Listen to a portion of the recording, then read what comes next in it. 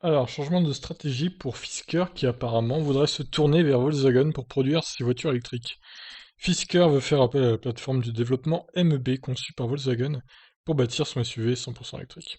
En janvier 2020, dans le cadre du CES, Fisker dévoilait le SUV 100% électrique Océan, équipé de panneaux solaires en option, et conçu à partir de matériaux recyclés. Dans un article publié sur The Verge le 13 juillet, on peut lire que la startup souhaite passer à la vitesse supérieure. Pour ce faire, il compte se tourner vers la plateforme de développement MEB imaginée par Volkswagen.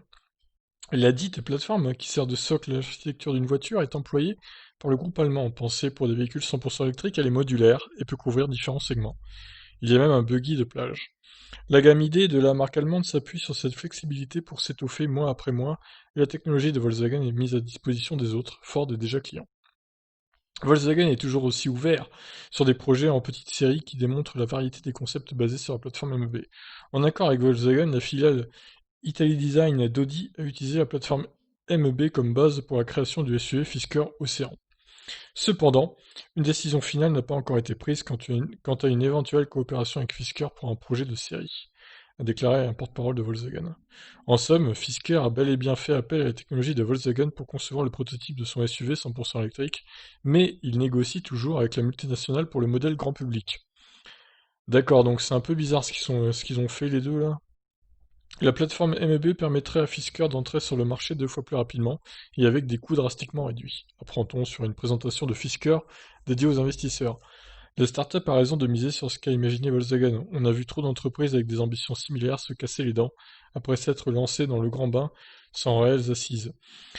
Se lancer avec la plateforme d'un acteur majeur de l'industrie constitue une sacrée garantie et pourrait être la meilleure voie à suivre pour les futurs entrants dotés de bonnes idées.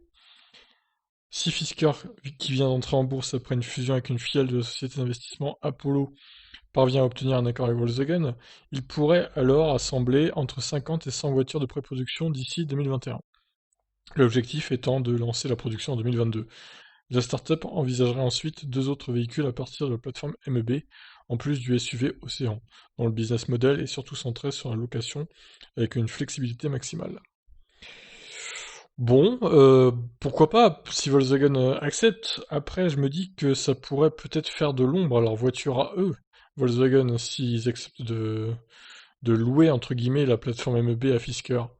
Donc attention, attention. Après, certains diront que Fisker, ça va pas être un grand concurrent en Europe hein, pour Volkswagen. À la limite, ça pourrait permettre à Volkswagen d'avoir un pied à terre aux États-Unis.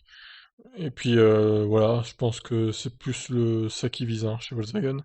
Si vraiment ils acceptent, c'est pas encore fait, attention. Donc voilà, qu'en pensez-vous de cette stratégie que veut adopter Fisker en se tournant vers Volkswagen? Allez, ciao.